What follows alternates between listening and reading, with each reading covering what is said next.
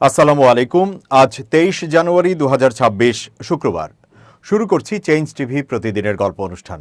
দর্শক, আপনাদের সঙ্গে রয়েছে আমি জহিরুল ইসলাম টুটুল। শুরুতেই সংবাদ শিরোনাম। পিনাকিকে ঠেকাতে শাহেদের নয়া প্ল্যান। হঠাৎ জামাতকে আমেরিকার সমর্থনের কারণ কি? মুখোমুখি তারেক ও ডাক্তার শফিক, ভোটের মাঠে যা ঘটল। এবার বিস্তারিত। ফ্রান্স প্রবাসী অনলাইন অ্যাক্টিভিস্ট পিনাকি ভট্টাচার্যকে ঠেকাতে এবার আরেক অনলাইন অ্যাক্টিভিস্ট শাহেদ আলম বিএনপিপন্থী তরুণদের প্রশিক্ষণ দিচ্ছেন।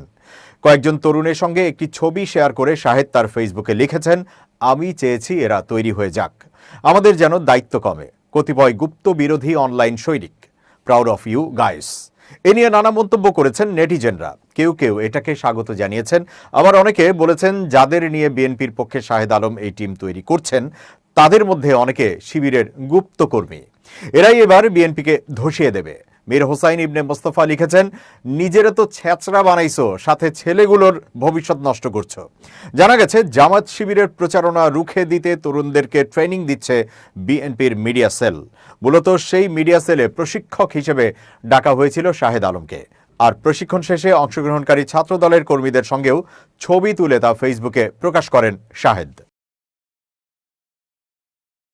সমকালের প্রথম পাতার একটি খবরের শিরোনাম, একসময়ের নিষিদ্ধ জামায়াতের সঙ্গে বন্ধুত্ব চায় যুক্তরাষ্ট্র।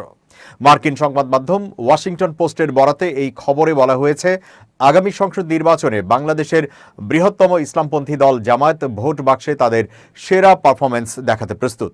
এই প্রেক্ষাপটে মার্কিন কূটনীতিকরা দলটির সঙ্গে যোগাযোগ বাড়ানোর চেষ্টা করছেন। ওয়াশিংটন পোস্টের প্রাপ্ত অডিও রেকর্ডিং থেকে এই তথ্য জানা গেছে। গত 1 ডিসেম্বর বাংলাদেশের নারী সাংবাদিকদের সঙ্গে এক রুদ্ধদ্বার বৈঠকে ঢাকায় নিযুক্ত এক মার্কিন কূটনীতিক বলেন, বাংলাদেশ ইসলামিকভাবে পরিবর্তিত হয়েছে। তিনি ভবিষ্যৎবাণী করেন, আগামী 12 ফেব্রুয়ারির জাতীয় সংসদ নির্বাচনে জামায়াতে ইসলামী আগের চেয়ে ভালো করবে। ওই কূটনীতিক বলেন, আমরা চাই তারা আমাদের বন্ধু হোক, তবে নিরাপত্তার কারণে ওই কূটনীতিকের নাম প্রকাশ করা হয়নি। বিশ্লেষকরা বলছেন, আমেরিকা জামায়াতকে আফগানিস্তানের তালেবানের মতো করে মূল্যায়ন করে না, বরং বাংলাদেশে এই দলটিকে মডারেট মুসলিম দল হিসেবে বিবেচনা করে। তাছাড়া মার্কিন প্রশাসনের ভোট জরিপে জামায়াতের ভালো ফলাফলের ইঙ্গিত পাওয়ায় দলটিকে নিয়ে নতুন করে ভাবতে শুরু করেছে আমেরিকা।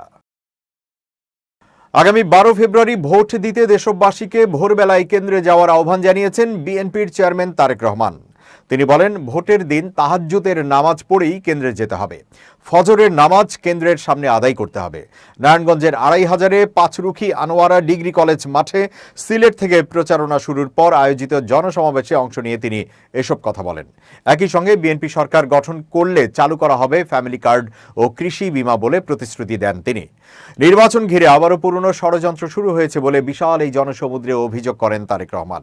তিনি জানান, অনেকের নাম্বার সংগ্রহ করা হচ্ছে, বিশেষ করে প্রবাসীদের পোস্টাল ব্যালট নিয়ে কারসাজির বিষয়ে সতর্ক করেন তিনি। তারেক রহমান বলেন, গত 15 বছর মানুষের ভোটাধিকার হরণ করা হলেও 24-এ রিকশা চালক থেকে শুরু করে সব ধর্মের মানুষ রাজপথে নেমে স্বাধীনতা রক্ষা করেছে। 71-এর স্বাধীনতা যুদ্ধ এবং 24-এর স্বৈরাচার পতন আন্দোলন, এই দুই অর্জনকে মিলিয়ে দেশ গড়ার ডাক দেন বিএনপি প্রধান। এ সময় তিনি প্রতিশ্রুতি দেন, জনগণের রায়ে বিএনপি সরকার গঠন করলে বেকারদের কর্মসংস্থান, খাল খনন এবং কৃষকদের জন্য বিশেষ বীমা ব্যবস্থা চালু করা হবে। আগামী 12 ফেব্রুয়ারি জনগণ তাদের রাজনৈতিক ও ভোটাধিকার প্রয়োগ করবে, এমন আশাবাদ ব্যক্ত করে নেতাকর্মীদের শেষ সময় পর্যন্ত মাঠে থাকার নির্দেশ দেন তারেক রহমান। এদিকে নারায়ণগঞ্জে তারেক রহমানের বক্তব্য শুনে তীব্র শীত উপেক্ষা করে গভীর রাতে সমাবেশ স্থলে অপেক্ষা করতে দেখা যায় বৃদ্ধ নারী পুরুষদের। ধানের শীষ ধান নিয়ে নানা সাজে সজ্জিত হয়ে এসেছে সমর্থকরা। তাদের প্রত্যাশা, তারেক রহমান আগামীতে রাষ্ট্র ক্ষমতায় গিয়ে দেশের উন্নয়নের হাল ধরবেন। নির্বাচনের আগে 10 টাকা কেজি চালের মতো বিভিন্ন কার্ড দেখিয়ে ভোটারদের প্রভাবিত করার অভিযোগ করেছেন জামায়াত ইসলামীর আমির ডাক্তার শফিকুর রহমান। উত্তরাঞ্চলে নির্বাচনী জনসভায় যোগ দিতে যাওয়ার আগে ঢাকার হযরত শাহজালাল আন্তর্জাতিক বিমানবন্দরে সাংবাদিকদের কাছে তিনি এই অভিযোগ করেন। ডাক্তার শফিকুর রহমান বলেন, মানুষের ভোট কেনার কোনো চিন্তা জামায়াত ইসলামী করে না। জনগণের জীবনের প্রতি সম্মান দেখিয়েই রাজনীতি করার কথা জানান তিনি। অভিযোগ করে বলেন, যারা নিজেরাই ভোট প্রভাবিত করার সঙ্গে যুক্ত তারাই এখন এখন সেই দায় অন্যদের উপর চাপানোর চেষ্টা করছে। 10 টাকা কেজি চালের মতো নানা ধরনের কার্ডের লোভ দেখানো হচ্ছে এবং কোথাও কোথাও তাৎক্ষণিকভাবে ফ্ল্যাট দেওয়ার প্রতিশ্রুতিও দেওয়া হচ্ছে বলে মন্তব্য করেন তিনি। সরকার গঠন করলে মিথ্যা আশ্বাস নয়, বাস্তবতা ও যৌক্তিকতার ভিত্তিতে উন্নয়ন করা হবে, এমন প্রতিশ্রুতির কথাও তুলে ধরেন জামায়াত আমির। তার ভাষ্য অনুযায়ী জনগণের ভোট ও সমর্থনের রাষ্ট্র পরিচালনার সুযোগ পেলে দেশের সম্পদ ব্যবহার করে ইনসাফ ভিত্তিক উন্নয়ন ও সমস্যা সমাধানে উদ্যোগ নেওয়া হবে। পোস্টাল ব্যালট প্রসঙ্গে তিনি বলেন, ব্যালট পাঠানোর প্রক্রিয়া শুরু হলেও এখনও সব জায়গায় তা পৌঁছায়নি। সময় কম থাকায় নির্বাচন কমিশনের কাছে প্রয়োজনীয় উদ্যোগ নেওয়ার আহ্বান জানান তিনি। নির্ধারিত সময়ের মধ্যে ব্যালট ফিরে না এলে সেটি জাতির জন্য দুর্ভাগ্যজনক হবে বলেও মন্তব্য করেন তিনি। প্রবাসীদের উদ্দেশ্যে ডাক্তার শফিকুর রহমান বলেন, ভোটাধিকার প্রতিষ্ঠার মাধ্যমে তাদের বঞ্চনার প্রতিকারে একটি শক্তিশালী সুযোগ তৈরি হয়েছে। যে দল বা প্রার্থীকে পছন্দ, নিঃসংকোচে তাকে ভোট দেওয়ার আহ্বান জানান তিনি। একই সঙ্গে ভোট দেওয়া শুধু অধিকার নয়, একটি দায়িত্ব বলেও উল্লেখ করেন তিনি। গণভোট প্রসঙ্গে জামায়াত আমির বলেন, রাজনীতিতে বড় ধরনের পরিবর্তনের লক্ষ্যে তারা গণভোটে হ্যাঁ বলবেন।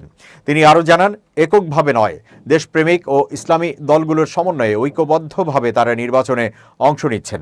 জাতিকে আশ্বস্ত করে বলেন, সবাইকে নিয়েই ভবিষ্যতের বাংলাদেশ গড়ার লক্ষ্য তাদের। 12 ফেব্রুয়ারির সাধারণ নির্বাচন বাংলাদেশের ভবিষ্যতের সব নির্বাচনের জন্য একটি মানদণ্ড হয়ে থাকবে বলে মন্তব্য করেছেন প্রধান উপদেষ্টা অধ্যাপক মোহাম্মদ ইউনূস। শুক্রবার সকালে প্রধান উপদেষ্টার প্রেস উইং জানিয়েছে, বৃহস্পতিবার রাষ্ট্রীয় অতিথি ভবন যমুনায় বাংলাদেশে নবনিযুক্ত মার্কিন রাষ্ট্রদূত ব্রেন্ট ক্রিস্টেনসেন প্রধান উপদেষ্টার সঙ্গে সৌজন্য সাক্ষাৎ করতে গেলে তিনি এই মন্তব্য করেন। দায়িত্ব গ্রহণের পর এটি ছিল প্রধান উপদেষ্টার সঙ্গে মার্কিন রাষ্ট্রদূতের প্রথম সৌজন্য সাক্ষাৎ।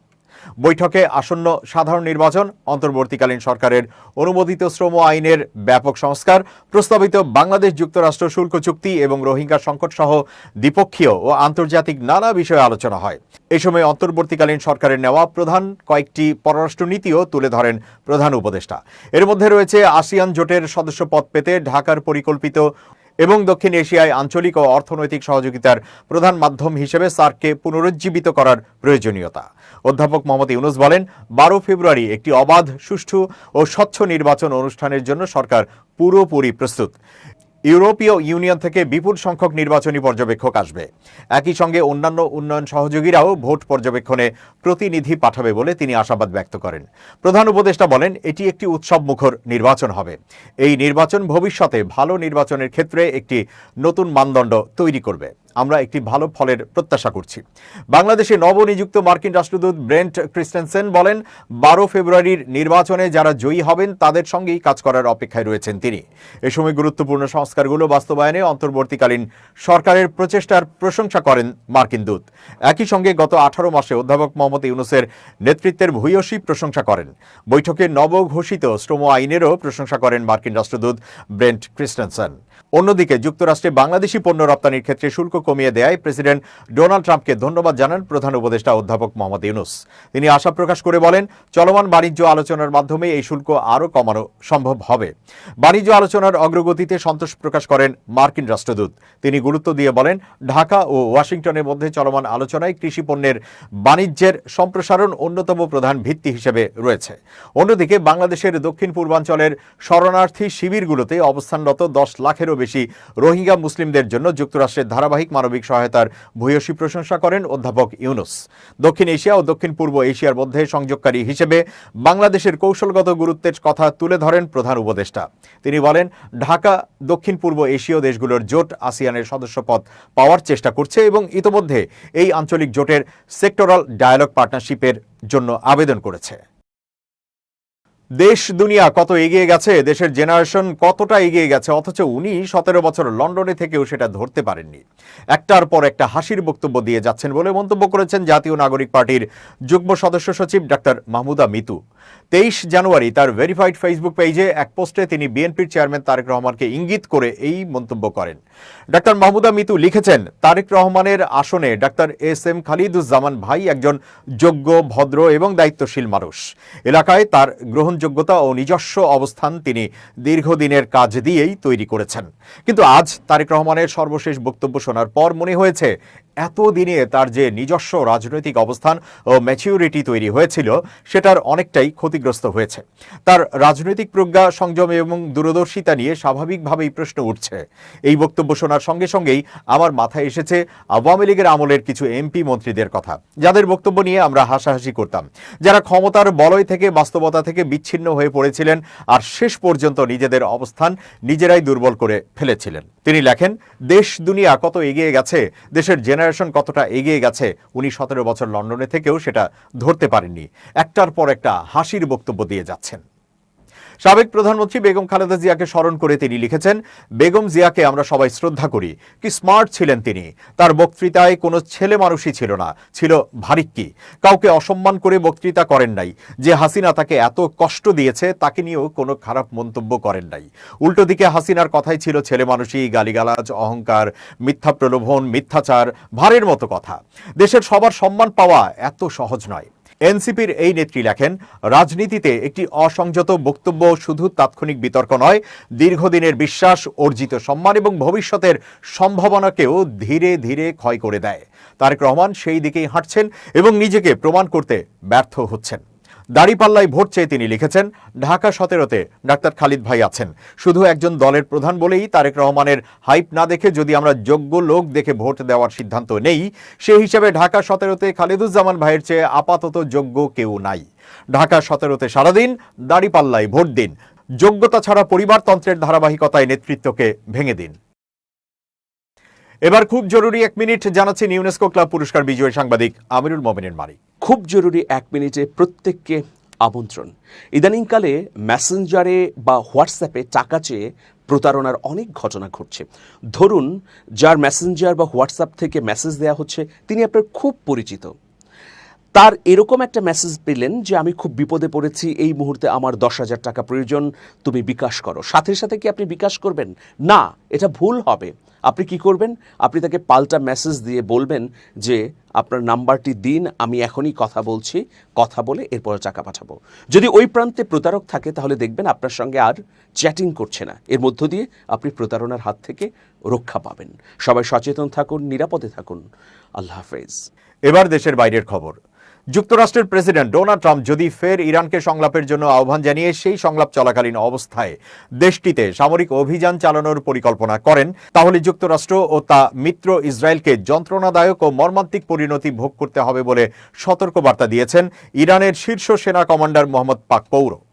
ইরানের সেনাবাহিনীর অভিজাত শাখা ইসলামিক রেভলিউশনারি গার্ড কর্পস বা IRGC এর কমান্ডার জেনারেল মোহাম্মদ পাকপৌর গতকাল বৃহস্পতিবার এক লিখিত বিবৃতিতে বলেন, IRGC মনে করে যে ইরানে হামলার ব্যাপারে যাবতীয় বিভ্রান্তি থেকে যুক্তরাষ্ট্র এবং তার মিত্র ইসরায়েলের মুক্ত থাকা উচিত এবং গত বছর জুন মাসে তাদের চাপিয়ে দেওয়া 12 দিনের সংঘাতের অভিজ্ঞতা থেকে প্রাপ্ত জ্ঞান স্মরণে রাখা উচিত।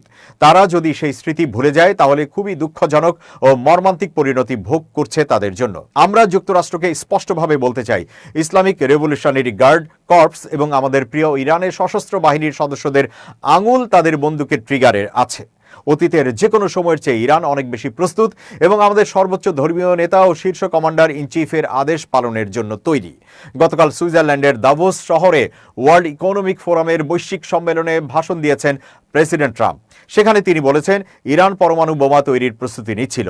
ইরানের পরমাণু প্রকল্পের সঙ্গে সংশ্লিষ্ট স্থাপনায় হামলার মাধ্যমে সেই উদ্যোগ থামিয়ে দিয়েছে যুক্তরাষ্ট্র। ইরান এখন সংলাপে বসতে চাইছে এবং আমরা সংলাপে বসব, কিন্তু ইরানকে কখনো পরমাণু অস্ত্র তৈরি করতে দেওয়া হবে না। ট্রাম্পের এই ভাষণ প্রদানের কয়েক ঘন্টার মধ্যে লিখিত বিবৃতি দেন কমান্ডার জেনারেল পাকপৌর।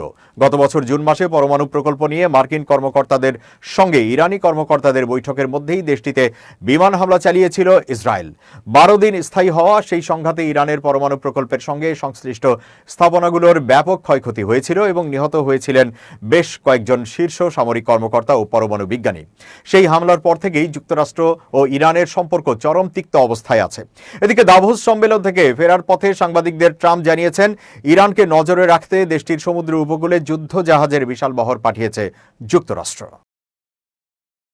দর্শক, শেষ করছি চেঞ্জ টিভির প্রতিদিনের গল্প অনুষ্ঠান changetv.press, বাংলাদেশের ইউটিউব জার্নালিজমের অগ্রদূত। ভিজিট করুন এর ওয়েবসাইট www.changetv.press, youtube.com/changetv.press এবং সাবস্ক্রাইব করুন চ্যানেলটি। নিয়মিত লাইক, কমেন্ট ও শেয়ার করে আপডেট রাখুন। নিজেকে ভালো থাকুন, নিরাপদে থাকুন। শুভেচ্ছা নিরন্তর।